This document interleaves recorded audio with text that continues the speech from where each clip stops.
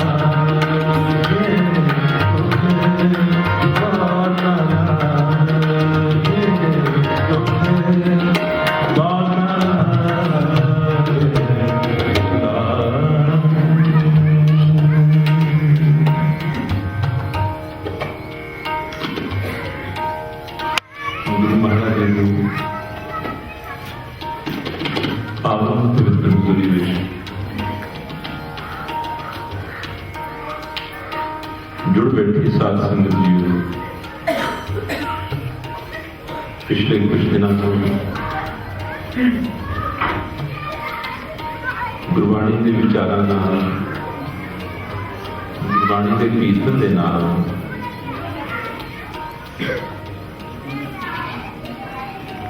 ਅਸੀਂ ਉਹ ਰਸਤਾ ਸਮਝਣ ਦੀ ਕੋਸ਼ਿਸ਼ ਕਰ ਰਹੇ ਹਾਂ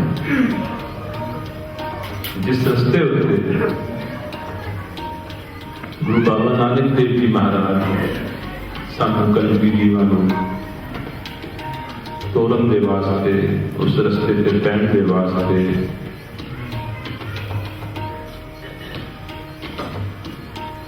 अपनी पवित्र गुरबाणी दे राही सानू जाच सिखाउण दे वास्ते आए सी। अज का इस शब्द भी सतगुरु नानक देव जी महाराज ने उजागर किया है। इस समुचे शब्द दे विच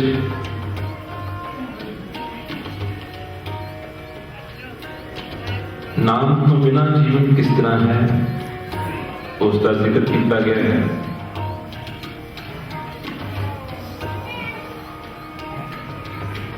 नाम प्राप्त किवें हुंदा है उसका जिक्र किया गया है। दुखा सुखा दे विच जो वाहिगुरू की रज़ा दे विच, उसके पाने दे विच, उसके हुक्म, उसके नेम च आउंदे हन। गुरु जी कहते हैं नाम तो बिना ये जिहड़ा जीव है बिना डोलण तो ये बच नहीं सकता। ਅਸੀਂ सोचते हैं कि शायद ये दुख दे विच ही डोलदा है, नहीं, ये सुख दे विच भी उतना ही डोलदा है। ये सुख दे विच भी ਅਤੇ दुख दे विच भी दोने हालतां दे विच आप खुदरा हो जाता है। डोलण का भाव इसकी अपनी जिहड़ी मन की मत है इस उत्ते हावी हो जाती है, चाहे दुख होवे चाहे सुख होवे। इसनों चाहे दुख होवे चाहे सुख होवे ये आप खुदरा ना हो जाए, अपनी होची मत के असर अधीन ना आ जाए तो किहड़ी चीज है जिहड़ी इसनों टिकाव दे विच रख सकती, उसका भी गुरु बाबा जी ने जिक्र किया है। अखीरला नुक्ता जीवन की जुक्ति कैसी होनी चाहिए है, जीवन जीन का ढंग कैसा होना चाहिए है, जीवन जीन की विधि किस तरह की होनी चाहिए है, गुरु जी ने उसका भी जिक्र किया है। गहराई के विचार जाने तो पहला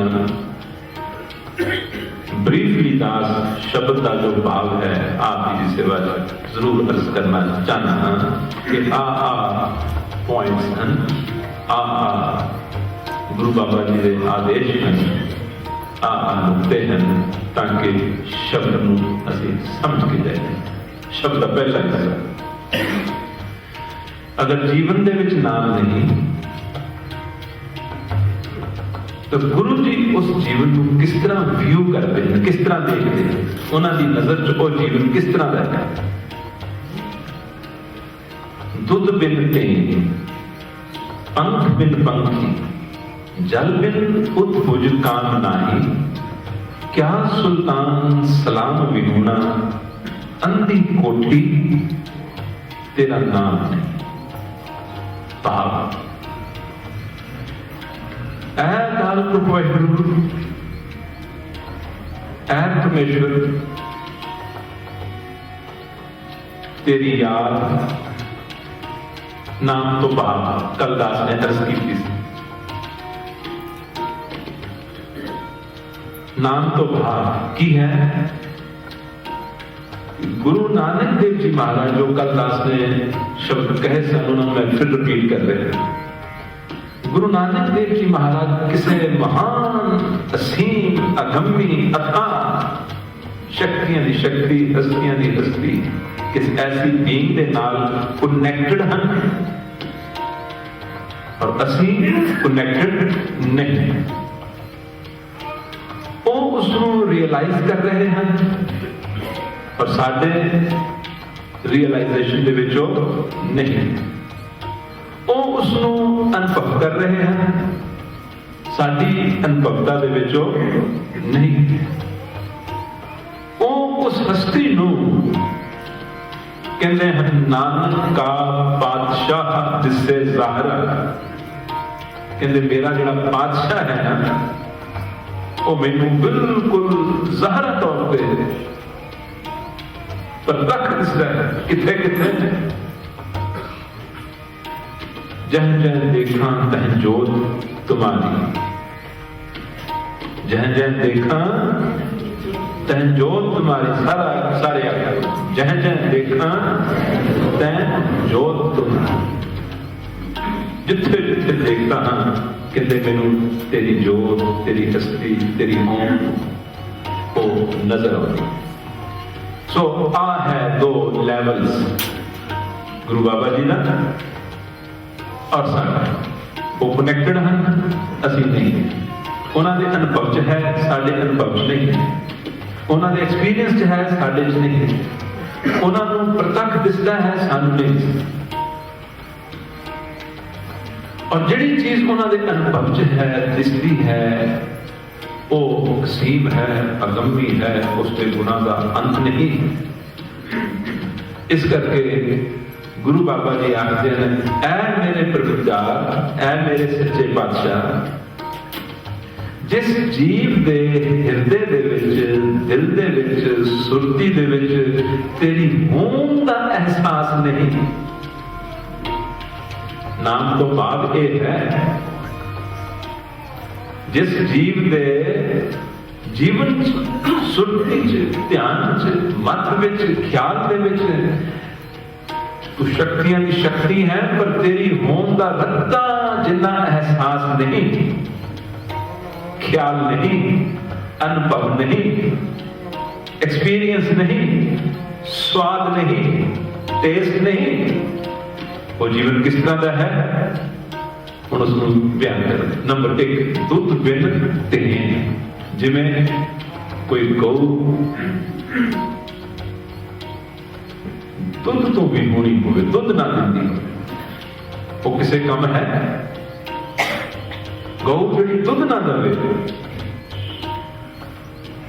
ਉਹ ਵਿਅਰਥ ਨਹੀਂ ਹੈ ਤਾਂ ਹੋਰ ਕੀ? ਉਸ ਦਾ ਜੀਵਨ ਬਿਲਕੁਲ बेकार, कोई उसको काम उठा नहीं पाएगा, कोई उसकी सेवा नहीं करेगा, कोई उसको रखेगा नहीं। भाव वो मीनिंगलेस हो गए ना। जिहड़ी गऊ दुध नहीं दिंदी वो अर्थहीन है, उसका कोई अर्थ नहीं।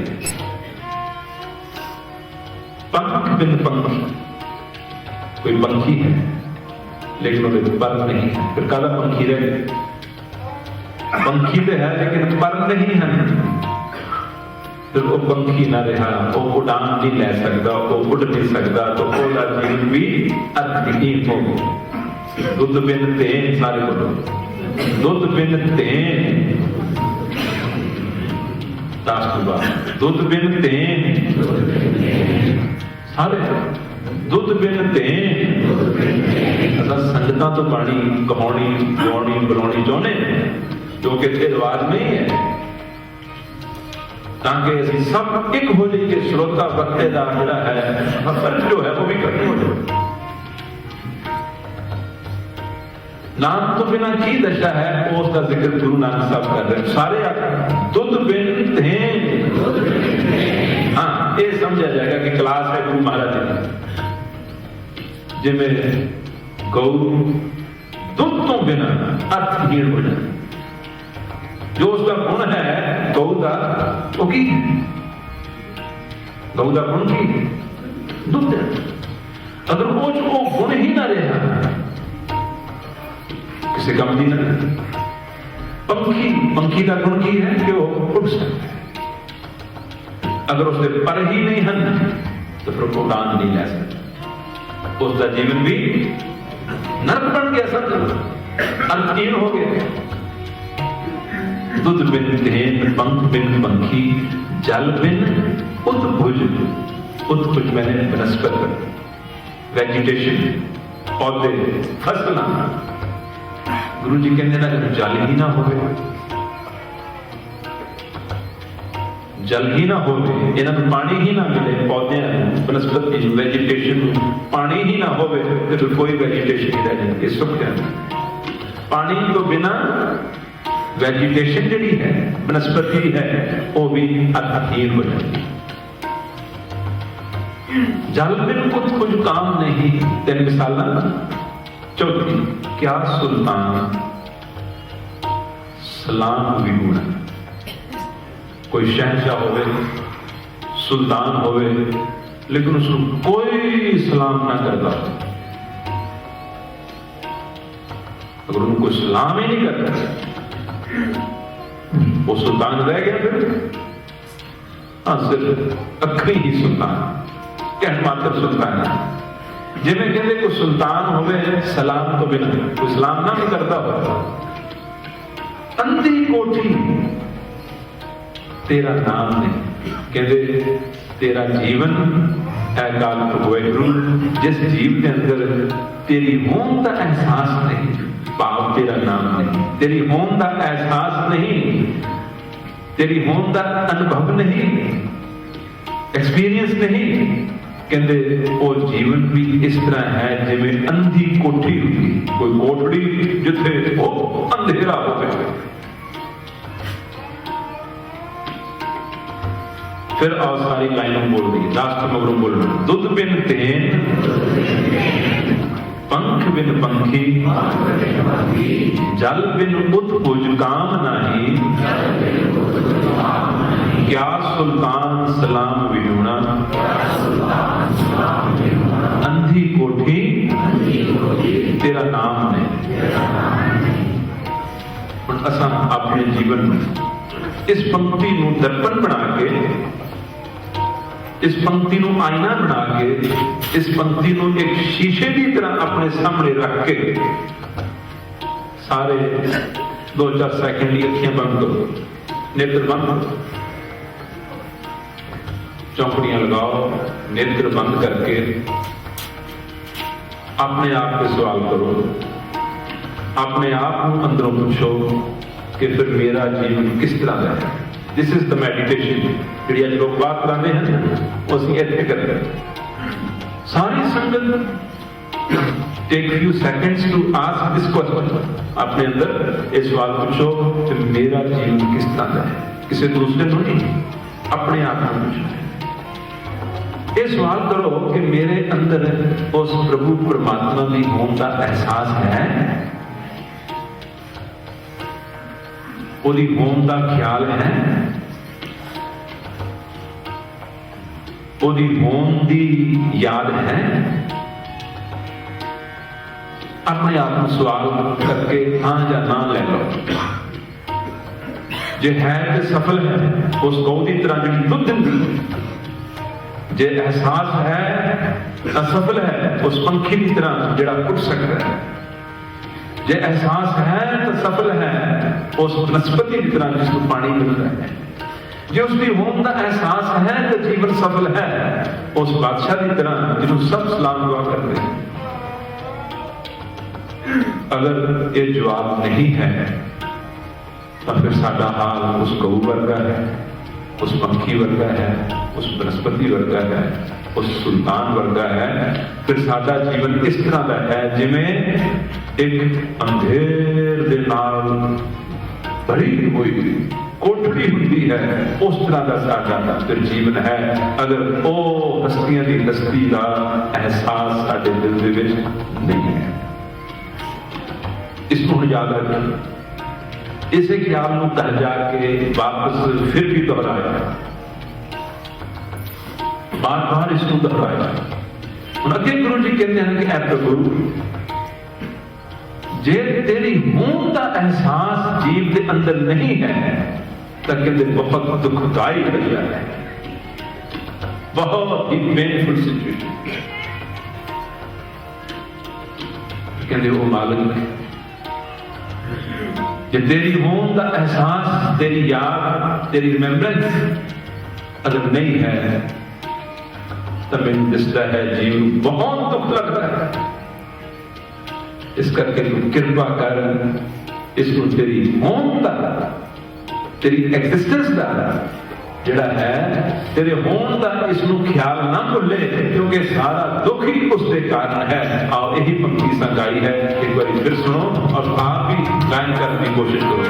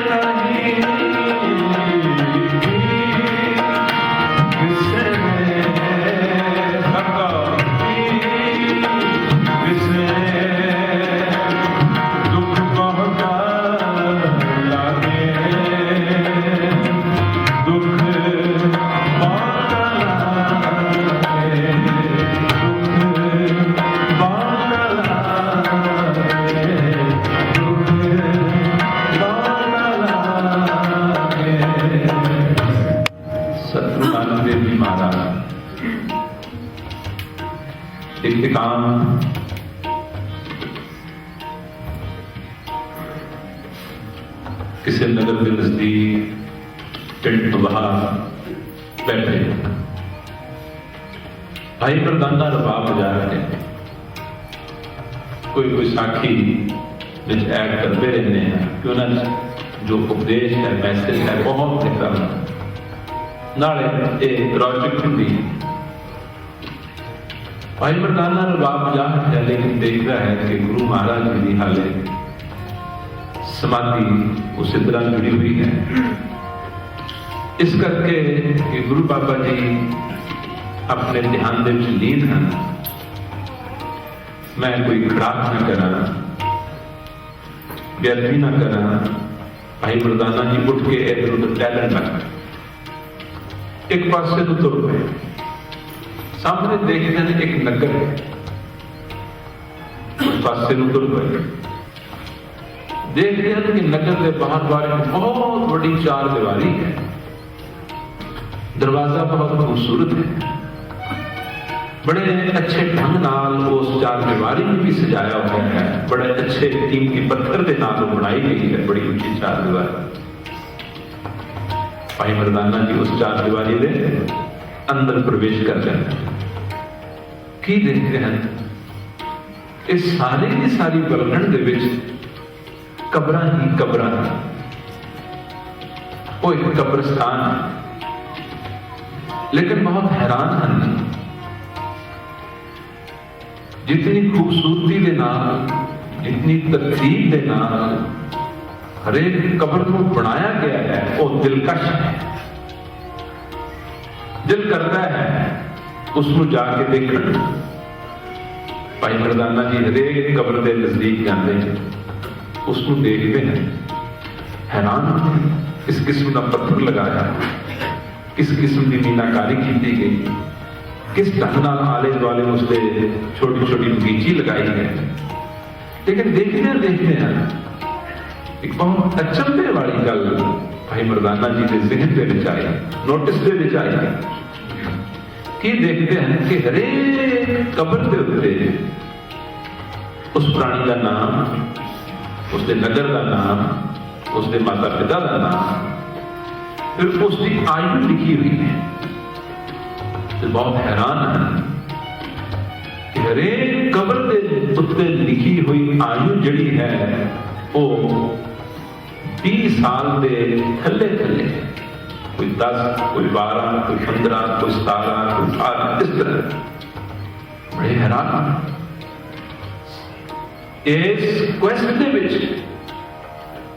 अंदर होर जानने की इच्छा प्रबल होगी, सारा कब्रिस्तान गम। लेकिन की देखते हैं कि हरेक कब्र पे जी उम्र लिखी हुई है वो भी तो थले थले। बड़ी हैरान कि इस नगर के वासियों की जी उम्र है उस वक्त कितनी की होगी है। अगर इतों के वसंदिया की इतनी ही उम्र है तो इतों का वाधा किमें होता होगा। बड़ी एक पहली वाली गल बन गई जो भाई मर्दाना जी ने अपने जीवन पहली दफा देखी। हैरान होके आश्चर्य होके गुरु नानक देव जी महाराज के पास वापस आ जाते। मन तंग है, नमस्कार की पूछते हैं मर्दानिया कितों आया। वो जानते भेजने वाले भी वो हैं, उपदेश देने वाले भी वो हैं। मर्दानिया कितों आया? कहता महाराज अज जो डिठा बिल्कुल ही अनोखी गल है। नाल एक कब्रिस्तान और उस कब्रिस्तान के हरेक कब्र मृतक प्राणी की उत्ते उसकी उम्र लिखी गई भी तो कोई भी नहीं टपे। थले थले कोई 10 कोई 12 कोई 15 कोई 13 कोई 18 इस तरह, कोई 7 8 9 इस तरह। महाराज की इस नगर के सारे वासी इतनी ही उम्र भोगते हैं। महाराज कहते मर्दानिया के जवाब ना असी भी दे सकते हैं पर असं चाहते हैं कि तू इस नगर के जाए, नगर वासियों तो जाके आप ही अपने सवाल का समाधान जिहड़ा है वो करवा लो। तेरा शंका जो है वो अच्छी तरह निवृत्त हो जाए। सतवचन आके मर्दाना उस वसों वाल चल गया।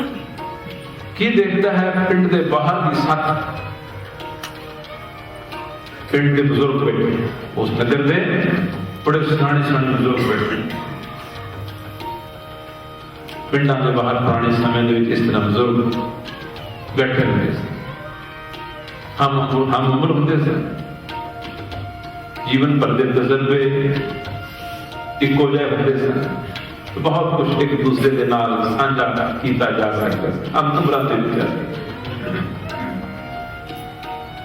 जिसले देखता है मर्दाना तो दंग रह जाता है कि ये तो सारे 100 साल तो ऊपर हैं। सफेद दाढ़े सारे बुजुर्ग बैठे हैं, 100 साल तो ऊपर सारे की उम्र लग रही है। मर्दाना जाके उन्होंने नजदीक जाके सलाम दुआ करता है। वो आखते हैं कि तुसी कौन हो, कित्थों आए? अपने बाप दसता है मैं गुरु नानक देव जी का कीर्तनी है, उन्होंने नाल रुबाब बजाना। वो जगत तारक समर्थ सतगुरु। पर मेरे मन में एक सवाल है, कहते पूछो कब्रिस्तान तुहाडे नगर का ही है? कहते हाँ साडे नगर का ही है। तो की इस कब्रिस्तान के जितने भी प्राणी जिन्हां दी कब्रां बणियां हैं वो सारे इतनी ही उम्र के मर गए, मृत्यु उन्होंने हो गई। इस गल ने मैनूं बड़ा शिशोपन दे विच पाया है। वो समझ वो आखते हैं भाई मर्दाना बैठ जाओ, अच्छी तरह सुनो, तुहाडी गल का समाधान हो जाएगा, तुहाडे सवाल का जवाब प्राप्त हो जाएगा। मर्दाना बैठ गए। उन्होंने एक सियाना बुजुर्ग आखदा है साडा सारा नगर जिहड़ा है ये धार्मिक रब दा भै रखने वाला है, रब नूं याद करने वाला है,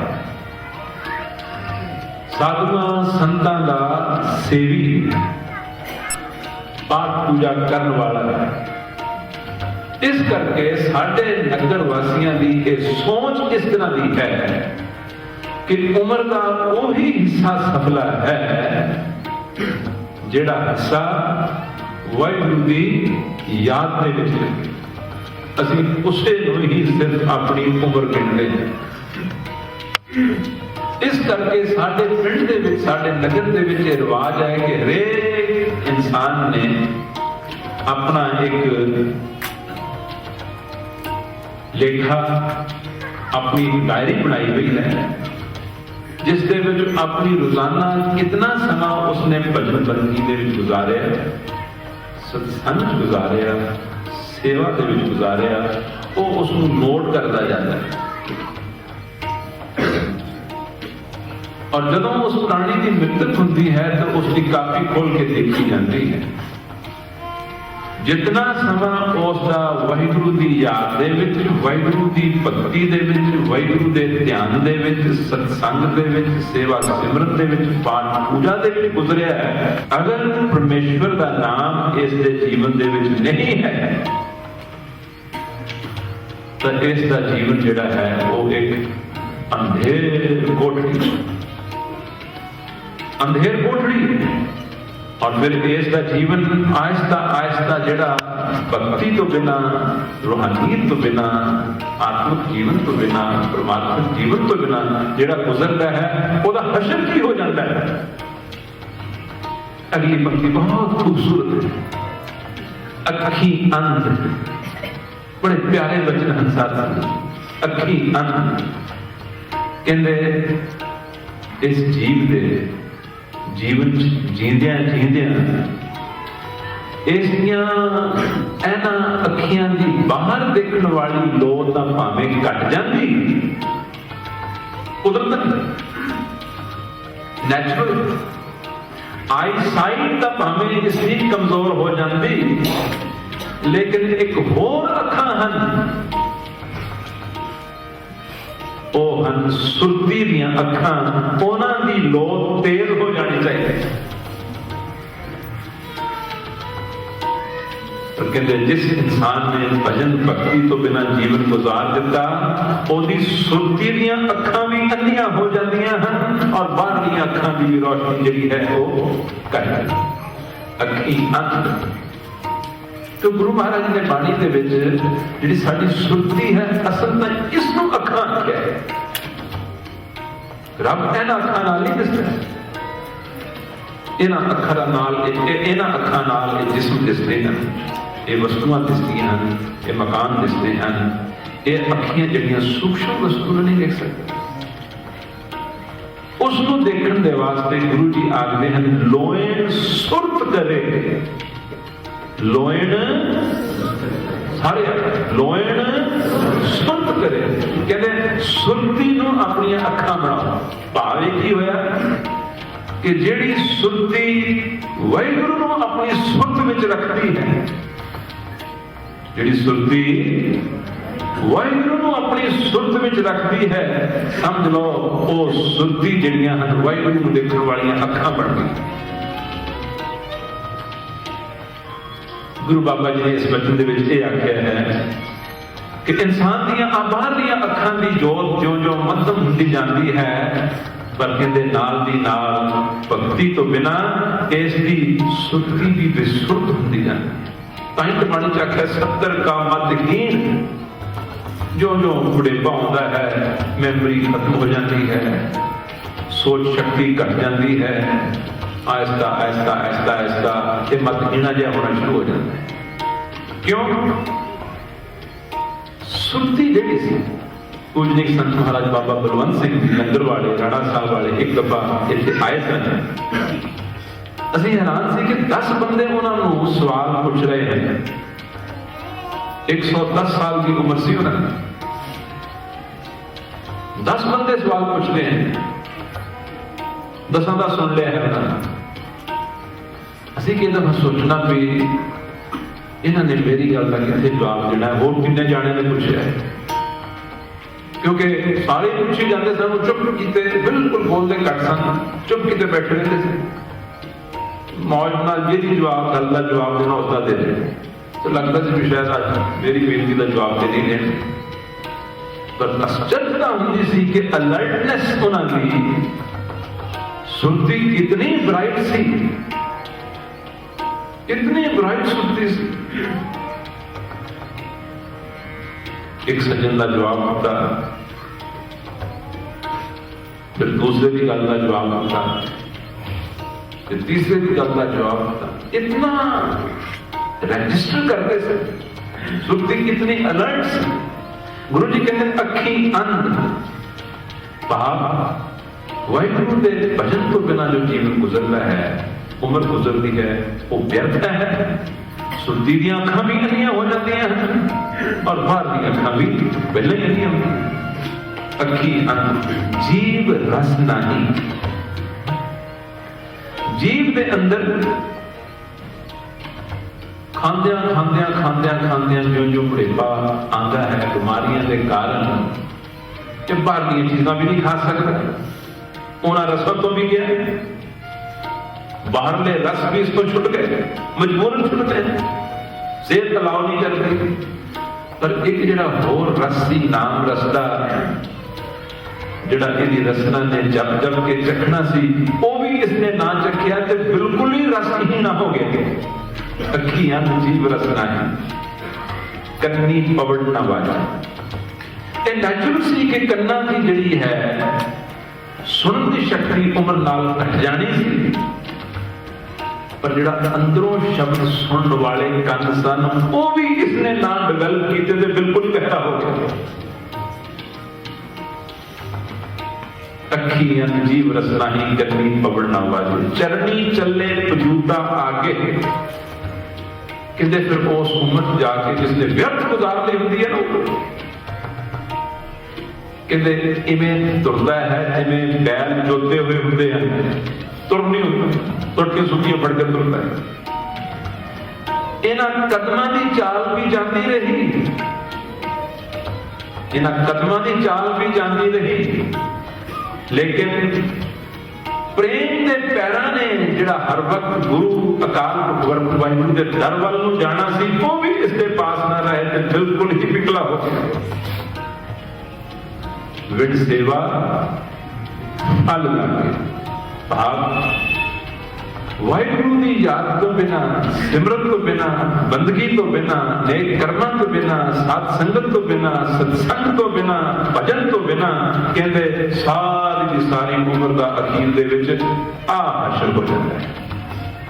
इस करके उस पिंड के वासियों ने आख्या, बाबा जी मरदाना जी, साडे नगर दे विच सिर्फ उतनी उम्र नूं ही सफली समझा जाता है जिहड़ी उम्र वाहिगुरू दी याद दे विच गुजरी, उसके ध्यान दे विच गुजरी है, उसके प्रेम दे विच गुजरी है, आत्मक कर्म करन दे विच गुजरी है। जिन्हां दे जीवन दे विच ये नहीं, गुरु जी कहते वो उस गां की तरह है जिहड़ी दुध नहीं देती, अर्थहीन, उस पंछी की तरह है जिसके पंख नहीं हैं, अर्थहीन, उस वनस्पति की तरह है जिसमें पानी नहीं मिलता, सुखी पई है, अर्थहीन, उस राजे की तरह है जिसमें कोई सलाम नहीं करता, अर्थहीन है। और जीवन कहते एक अंधी कोठी तेरा नाम, जीवन एक अंधेर कोठड़ी है। आओ प्रेम नाल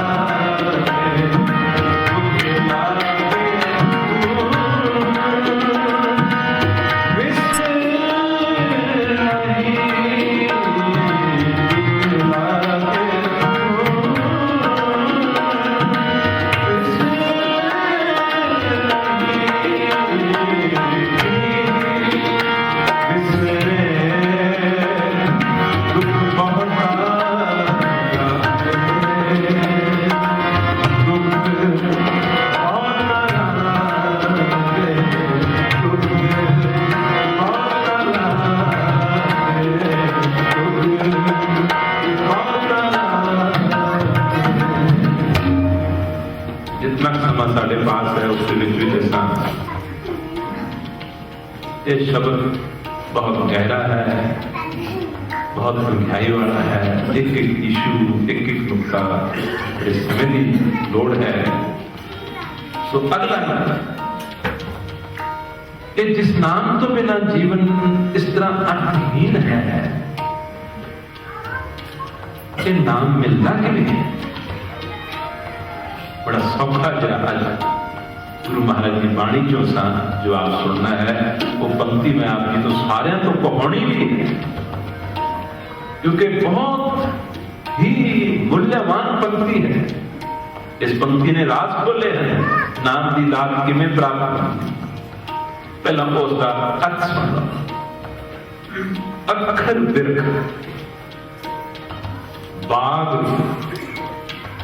पोएं चोखी सिंचित पाओ करेगी, सबना फल लागे नाम एको बिन कर्मा कह। इस हजूर ने की आगे कहते अखर गुरु के अखर होंगे। आ जे अखर गुरु ग्रंथ साहिब जी महाराज के लिखे ये ਜਿਹੜੇ अखर हैं, ये ਜਿਹੜੇ वचन हैं, ये ਜਿਹੜੇ शब्द हैं,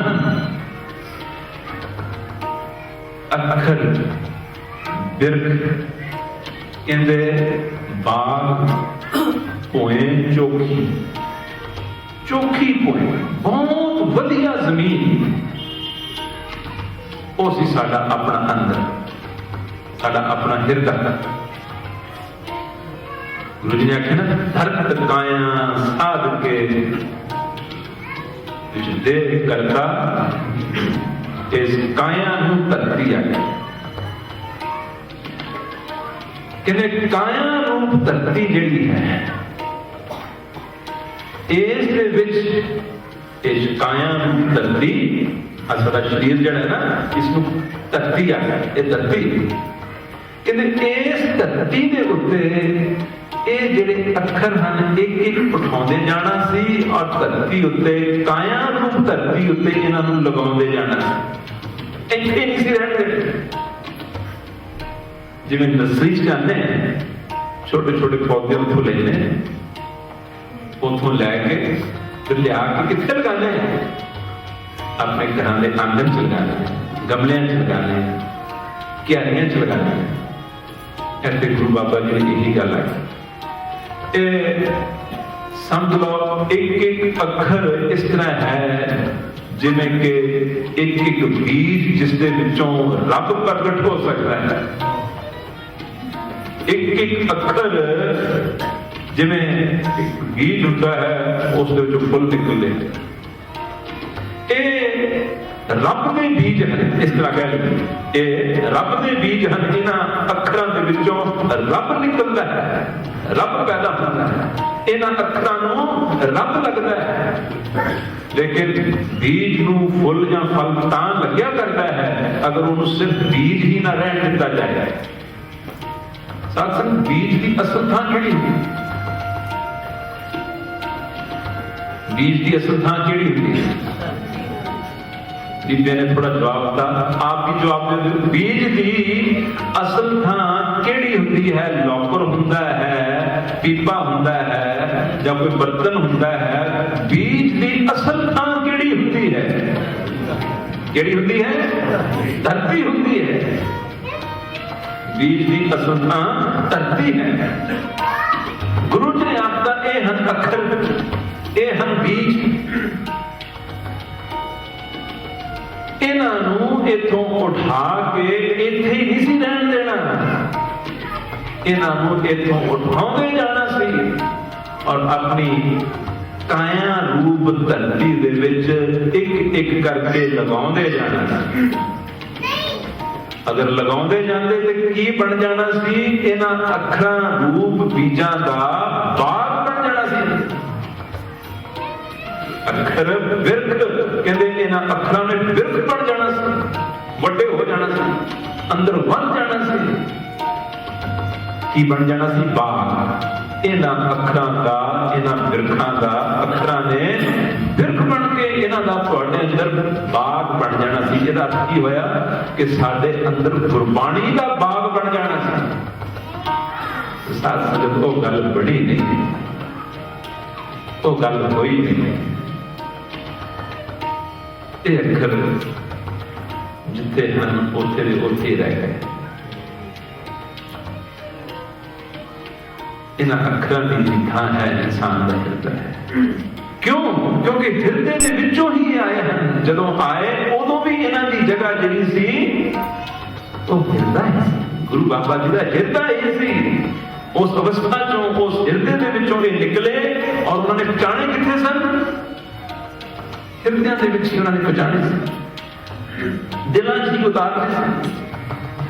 तो गुरु जी कहते हैं अख बिरख बात होए जोखी, बस कहते ये अक्षर इन्होंने सुधारण अखर ना सन। पर असी शब्द नूं मनदे हां। एक अर्ज करके जाना छोटी जी,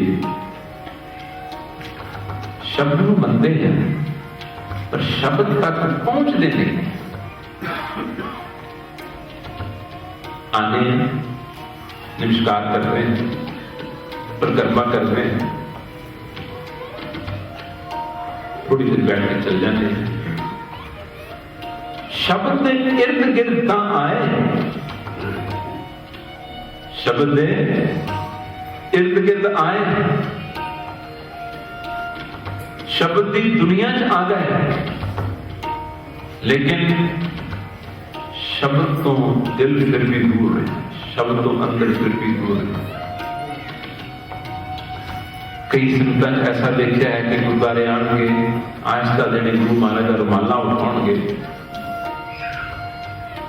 और फिर रख देंगे। इस ख्याल में उनके दर्शन होंगे। सतगुरु को सबको वेखदा जिता जगत संसार, डिठे मुक्त ना हो गई जिचर शब्द ना करे। जितनी देर शब्द भी विचार नहीं करेगा, ये विचार का आशिक नहीं बनेगा, विचार का प्रेमी नहीं बनेगा, उतनी देर तक शब्द का कोई दर्शन नहीं।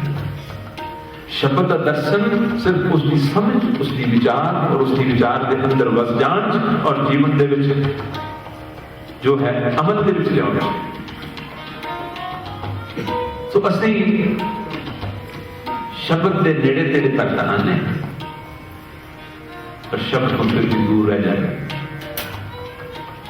गुरु बाबा जी ने यह आख्या है कि ये अखर जिहड़े हैं इन्हों इथों उठाओ और इन अखरां का अपने अंदर बाग लगाओ। फिर उस अखरां रूप बाग ने वधदे वधदे बड़े बड़े वृक्ष बन जाना है। फिर एक एक वृक्ष नूं केड़ी चीज का फल लगना है? सबना फल लागे नाम एक हो। भाव इसका की होया? अगर गुरबाणी नूं अंदर उतार लिया, इसका मतलब पहली विचार बाहर निकलना पड़ेगा, ताई अंदर उतरेगी। पहली अकल, पहली सोच, पहली विचार, पहली मत जिहड़ी है वो पासे हुए। वस्तु अंदर वस्त समाग दूजी होवे पास। एक बर्तन च एक वस्तु पई हुई है और दूसरी पानी है तो पहले निकालना पड़ेगा, पहले त्यागना पड़ेगा। पहली मत, पहली अकल, पहली सोच संसारी जिहड़ी है वो बाहर निकलेगी तो ये अंदर आके निवास करेगी। भाव इसको यह निकलता है कि अंदर अगर गुरबाणी नूं उतार दिया जाए, गुरबाणी नूं अंदर वसा लिया जाए, तो इस गुरबाणी ने ही वाहिगुरु दे अनुभव का कारण बन जाना है। इस गुरबाणी नूं ही वाहिगुरु दे अनुभव का फल लगना है। सबना फल लागे नाम मेगो बिन कर्मा कैसे अखीरला नंतर अर्ज की किसी जीवन की सही जुक्ति की, जीवन की सही जुक्ति की, सही ढंग की है, सही विधि की। गुरु बाबा जी शब्द की भी लाइन दस मत विच मरण अर्थ बड़े डूंगे हैं। कहते गुरु की मत दे विच साडी अपनी मत का मरना हो जाए।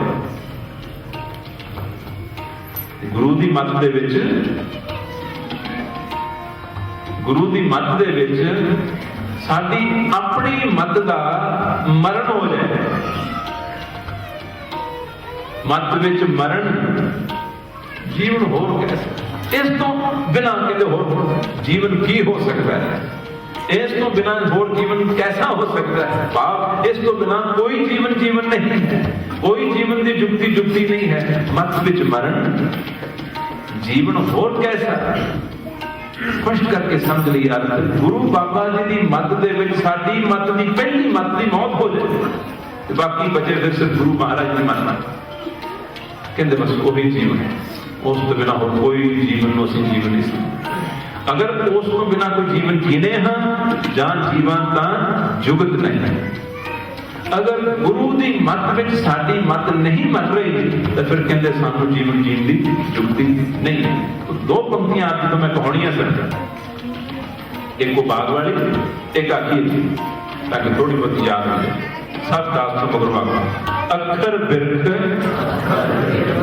सारी संगत बोलिया ये अभ्यास बनाओ। गुरु महाराज की क्लास गुरु साहब के शिष्य और शिष्य का फर्ज बनता है डिलीजेंटली पूरा अपने आप को प्रेजेंट एंड अलर्ट करके पार्टिसिपेट करे उस क्लास में, क्योंकि सबक सीखना है। अक्षर बिरख बाग भोए चौकी सिंचित पाओ करे सबना फल लागे नाम एको कर्मा कैसे ले।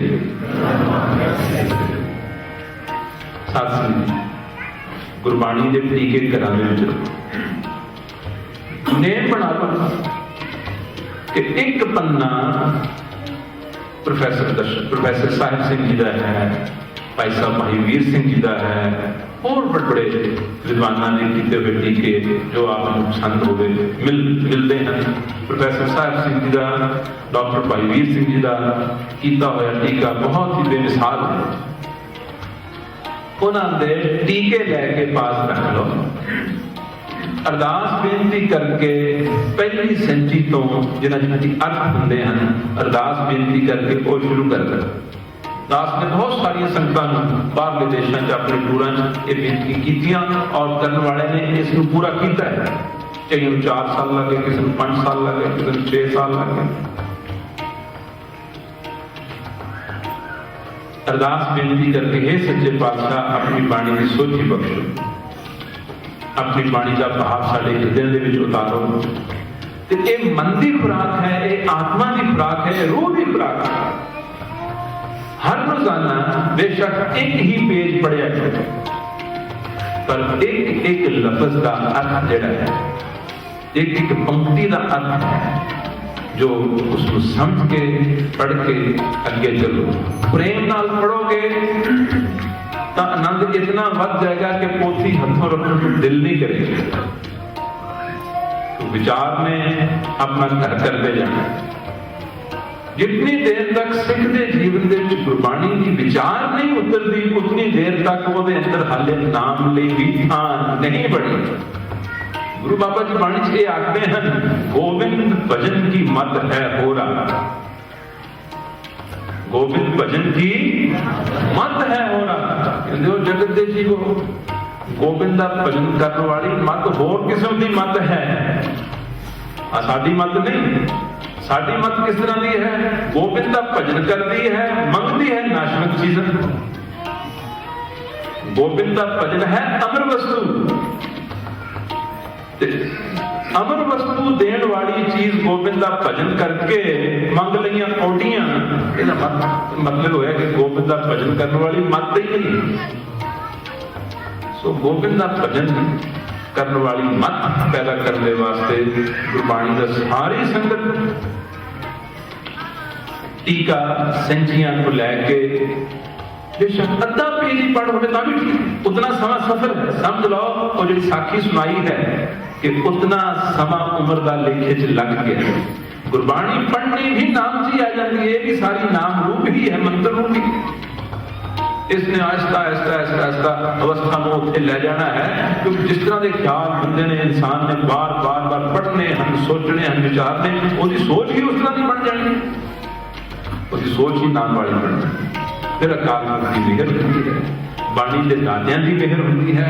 बेशक अद्धा पेज पढ़ो, समा ज्यादा मिलता है तो एक पेज पढ़ो, 2 पेज पढ़ो, पर उसको नेम के नाल निभाओ। एक सच्ची खत्म हो गई, फिर दूसरी शुरू करो, फिर तीसरी शुरू करो। इस तरह गुरबाणी का अध्ययन करो। जो कल बेनती की सी, अमृत वेले उठो, कर इशनान, सिमर प्रभ अपना, मन तन भय करोगा, कोट विघ्न लाते प्रभ सरना प्रगटे भले। संसार जीवन बड़े विघ्न आया करते हैं, बड़िया रुकावट आया करती हैं, बड़े दुख तकलीफों के पहाड़ इंसान से आने हैं। गुरु जी कहते हैं उन तमाम नूं दूर करन दा, खत्म करदा उपाय सिर्फ एक ही है। जादू टूणे उपाय नहीं, धागे तवीर उपाय नहीं, सुखा सुखनियां उपाय नहीं, और जो कुछ हिंदुस्तान के विच हुंदा है एक उपाय नहीं है। उपाय है तो सिर्फ एक है, कर इशनान, सिमर प्रभ अपना, मन तन है। अमृत वेले 5 मिनट में शुरू करो, नेम नाल 5 मिनट भी निभा दो, उस दे उत्ते भी रब ने मेहर कर देनी है, क्योंकि उसने नींद देखनी है। थोड़े या ज्यादा की गल नहीं है, दृढ़ता की गल है, नीयत की गल है। वाहिगुरू मेरे तो इन्ना की साडे कलयुगी शरीरां च वो दम नहीं, दिमागां च वो दम नहीं, खुराकां अजकल दीयां ऐसियां नहीं कि ये बहुता तप साधन कर सकन। हुण तां वाहिगुरू ने साडे दिल दी भावना नूं देखना है कि लगा हुआ है, पहुंच तां ना कमी रहे। जे प्रण कर लिया कि सच्चे पातशाह मेरे तो कारोबार दे विच, परिवार च, बच्चों च 5 मिनट ही निकलते हैं, उन्होंने भी मंजूर है, उन्होंने भी मंजूर है। उतना करदे उसने उस दे विच बख्शिश पा देनी है, रहमत पा देनी है, उसने बच जाना। 5 मिनट, 10 मिनट, 15 मिनट, पर अमृत वेला नेम नाल संभालो। और गुरबाणी नूं खुद आम विच अज वो समा आ गया है कि विद्या का समा, हर कोई पढ़े लिखे है। कोई समय ऐसे होते सन कि आम सोसाइटी पढ़ी लिखी नहीं सी होती, उदों फिर सानू सिर्फ एको ही ढंग सी, एको ही साधन सी कि गुरुद्वारियां दे विच गुरु साहिबां दे जो वजीर हुंदे सन उन्हां तो सुनते सन, अर्थ भाव सुनते सन, गुरबाणी सुनते सन। पर अज का समा जिहड़ा है विद्या का जमाना है। गुरु जी की बाणी हरेक सिख के लिए उतनी ही अवेलेबल है। खुद पढ़ो, अर्थ पढ़ो, विचारो, फिर कीर्तन कथा ऐसे सुनो जिन्हां च गुरबाणी की जिहड़ी व्याख्या जी है वो भी प्राप्त।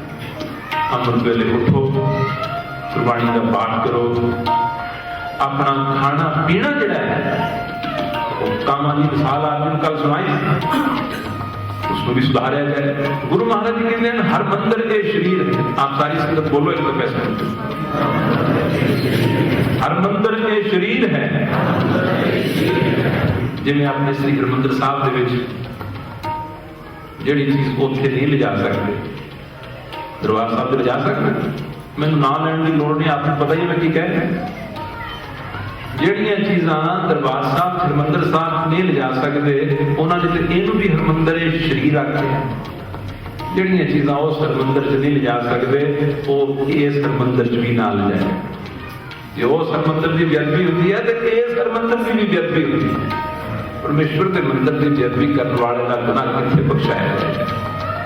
ਆਪਣਾ ਖਾਣਾ ਪੀਣਾ, उठना बैठना, सोशलाइजिंग, संगत कंपनी भी उन्होंने करो जिथे बैठ के इस हरि मंदिर का तिरस्कार ना हो, बेअदबी ना हो।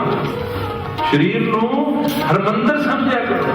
बाणी लिखा है, फिर सारे बोलो, हर मंदिर के शरीर है, हर मंदिर के शरीर है। इसनूं हरमंदिर की तरह समझो, इसनूं भी नमस्कार की जाती है। सच्चे पातशाह ये तेरा बख्शिया होया ये हरि दा मंदिर है, कृपा कर तेरा ही इस देश विच निवास होवे, बाकी सब बलावां निकल जाण, सब विकार निकल जाण, सब भैड़े फुरने निकल जाण, सब माड़ियां आदतां निकल जाण, बस तू ही तू अते तेरी बाणी अते तेरा नाम अंदर वसिया रहे। भूल चूक दी सेवा इत्थों दे प्रबंधक साहिबान दा, साथ संगत दा बहुत ही शुक्रगुजार हैं जिन्होंने हर साल जो प्रोग्राम बनया हुआ है इस दफा भी संगत बड़ी भरपूर गिनती के नाल आई है। कीर्तन का, विचारा करने का, ਇੱਥੇ ਆ ਕੇ ਬਹੁਤ ਆਨੰਦ ਆਉਂਦਾ ਹੈ। ਹਿੰਦੁਸਤਾਨ ਦੇ ਹੋਰ ਸ਼ਹਿਰਾਂ 'ਚ ਵੀ ਕਰਦੇ ਆ, ਪਰ ਅੰਮ੍ਰਿਤਸਰ ਦੀ ਆਪਣੀ ਗੱਲ ਹੈ। ਗੁਰੂ ਸਾਹਿਬਾਂ ਦੀ ਨਗਰੀ ਵੀ ਹੈ, ਪਰ ਇੱਥੇ ਹੁਣ ਇੱਕ ਸਾਂਝ ਪੈ ਚੁੱਕੀ ਹੈ। ਤੋ ਜੋ ਕੁਝ ਸੁਣਿਆ ਇਸ ਨੂੰ ਵਾਰ-ਵਾਰ ਸੁਣੋ, ਯਾਦ ਕਰੋ, ਪ੍ਰੇਮ ਦੇ ਨਾਲ ਪੰਕਤੀ ਗਾਓ। ਦਾਸ ਆਪਣੇ ਨਾਲ ਆਏ ਉਸਤਾਦ ਫਾਰੂਕ ਲਤੀਫ ਜੋ ਬਹੁਤ ਵੱਡੇ ਸੰਗੀਤਕਾਰ ਹਨ ਕਲਾਸੀਕਲ ਮਿਊਜ਼ਿਕ ਦੇ।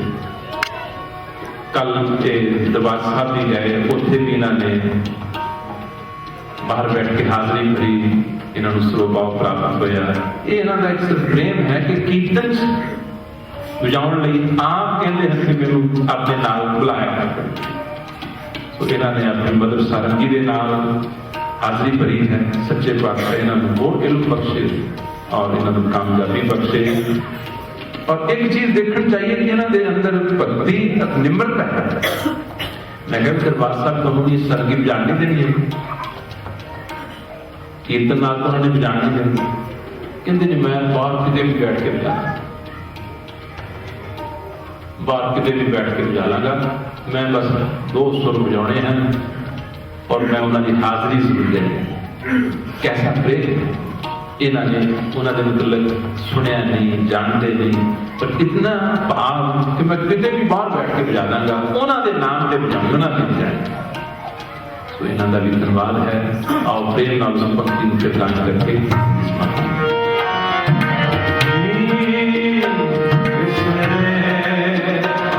दुख